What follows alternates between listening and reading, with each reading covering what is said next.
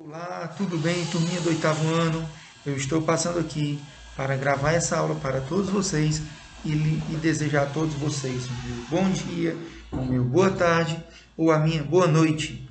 O meu nome é Wilterson David, mas eu sou mais conhecido como Professor David. Eu preparei, confeccionei essa aula do oitavo ano, onde nós vamos poder descobrirmos esse mundo das ciências humanas, esse mundo da história, esse mundo que vai surgir para as nossas inovações de pensamento e de visão de mundo no aspecto humanístico. Bem, pessoal, mas antes de tudo, eu gostaria de orientar todos vocês, certo? Que nós temos que nos prevenirmos, porque nós estamos vivendo diante da pandemia, certo? Então, só ajuda para nós podermos vencermos esse coronavírus, essa Covid-19. E como se prevenir? Usando a máscara, usando o álcool em gel de 70% de preferência, tá ok? Ah, professor, mas eu posso usar outro álcool? Pode. Lavando as mãos constantemente, mantendo distanciamento social de pelo menos 1 metro, desinfectando objetos pessoais e só saindo de casa quando for necessário. E vamos ficar ligados nos sintomas de febre, tosse seca, dor de garganta e de dificuldades para respirar. Melhor cuidado é a prevenção e prevenir é sempre o melhor remédio. Bem, pessoal, estamos aqui na nossa unidade 4, onde no nosso oitavo ano nós estaremos explorando inicialmente esse assunto lá do sétimo ano, certo? Onde nós estaremos revendo esses assuntos. Como nós estamos observando, estamos no capítulo 10, Africanos no Brasil.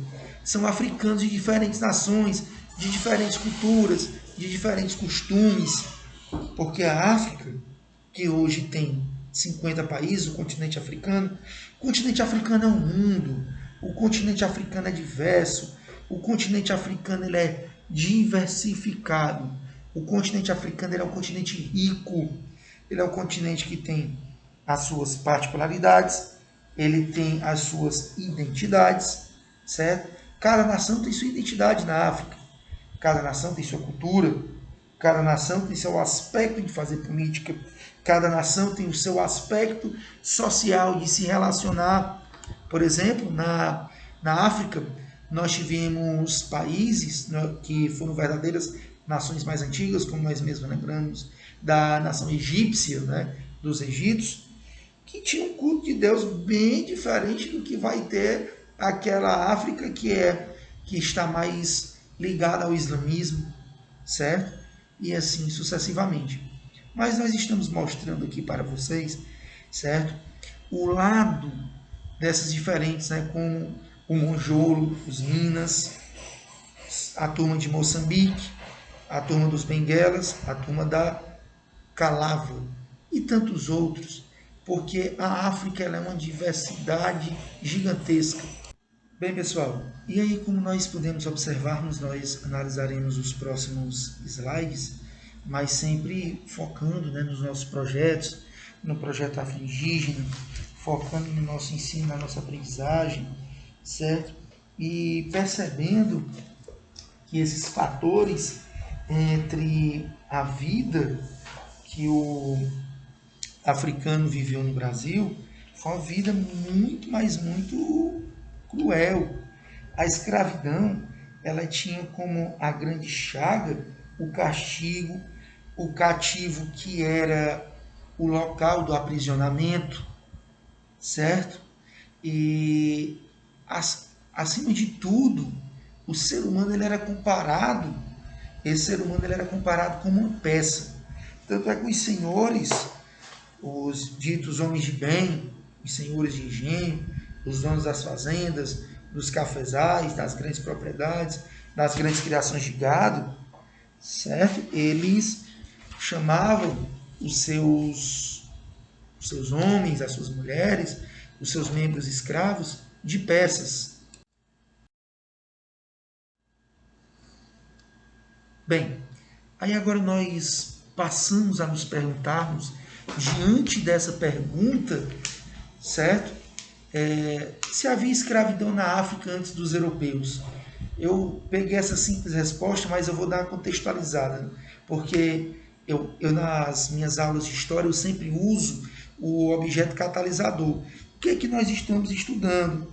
Certo? A vida dos africanos no Brasil.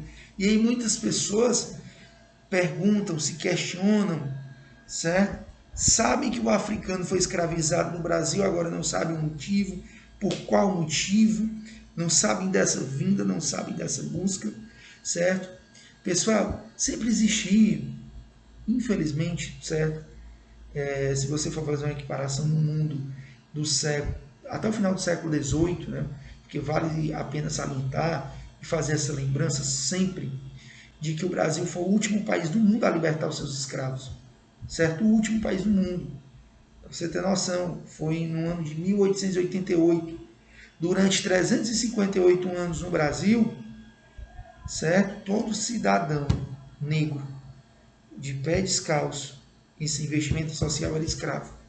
Infelizmente, certo? Nós falamos disso com um enorme peso, uma enorme dívida no passado dessa sociedade que não teve nenhum incentivo do Estado para ser cidadão, para aprender os métodos, né, os modos educacionais, para ser inserido no Estado, até mesmo como pessoa, certo? Porque cidadão é quando você dá cidadania àquele ser vivo, àquele indivíduo, certo? E havia escravidão na África antes dos europeus, sim. Havia os presos de guerras, as pessoas que se tornavam escravizadas, principalmente por dívidas. Pois bem, pessoal, nós tínhamos escravos que eram presos de guerra, escravos que eram pessoas que eram escravizadas por dívidas, certo? E principalmente antes da chegada do europeu, e já existiam esses modelos escravistas na sociedade africana. Mas se você for observar, se você for fazer um parâmetro das ligações históricas, né, porque a história ela não é somente baseada no ano, hoje, quando você estuda a história como uma ciência humana, que faz análise dos mapas, que faz análise principalmente dos três pilares da história, certo? Que são os pilares sociais, os pilares políticos que a gente, geralmente quando nós falamos do cerne filosófico político, nós lembramos daquele ser candidato e daquele que assume cargo público, mas a relação política ela é a relação de conversa, de diálogo com o próximo, certo? E a nossa relação mais forte de todas, que é a relação cultural. A relação cultural é a relação que ela está mais inserida na vida do ser humano, porque a cultura é onde você tira desde o objeto imaterial até o objeto material e o uso desses objetos para a vida humana, para o seu cotidiano, para os seus hábitos e os seus costumes, certo?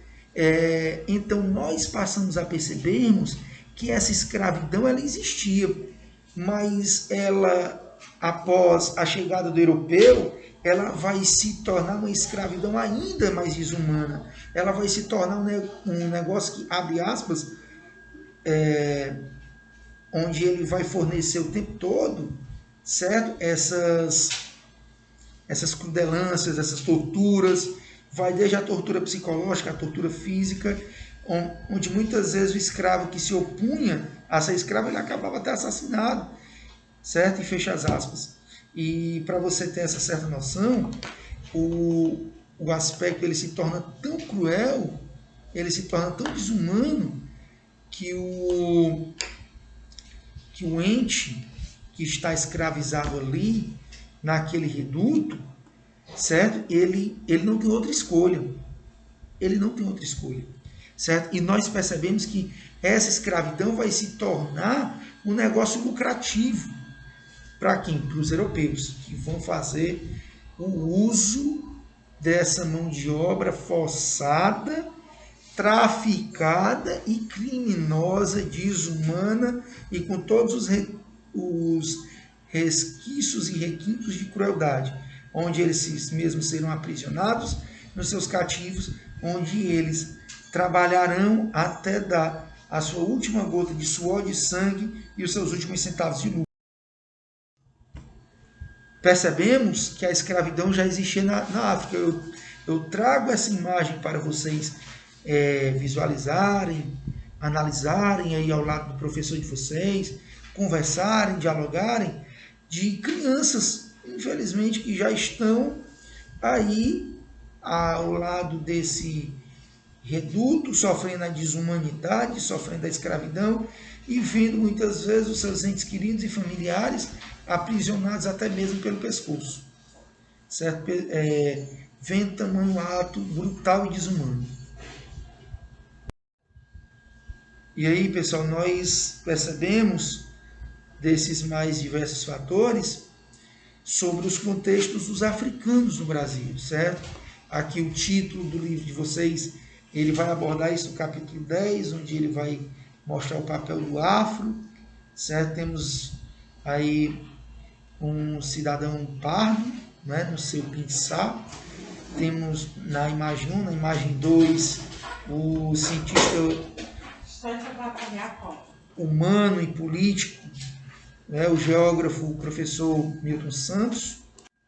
Temos o artista Gilberto Gil na imagem 3, né, grande defensor da cultura afro, do axé, um intelectual brasileiro, compositor, cantor, artista, um vanguardista, certo?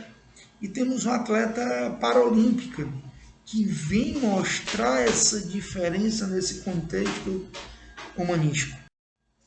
E nós percebemos a presença dos africanos no Brasil e dos seus reis africanos, certo?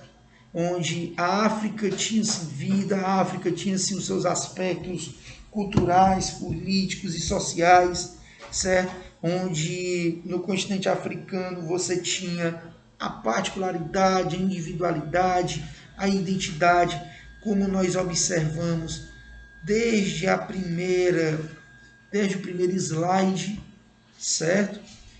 E onde nós observamos aqui que poucas partes estavam, né, nomenclaturadas ou subdivididas ou legendadas, porque é como eu sempre costumo dizer para os meus alunos, todo mapa tem divisão, todo mapa tem as suas organizações e, acima de tudo, ele tem a sua legenda, tá ok? E, pessoal, fazer o meu agradecimento a vocês, desejar o meu bom dia, o meu boa tarde ou a minha boa noite. Eu não sei que horas você vai estar assistindo a minha aula, mas pode ter certeza que eu estou aqui na torcida por todos vocês. Um abração e fiquem com Deus. Tudo de bom, pessoal, e até a próxima aula.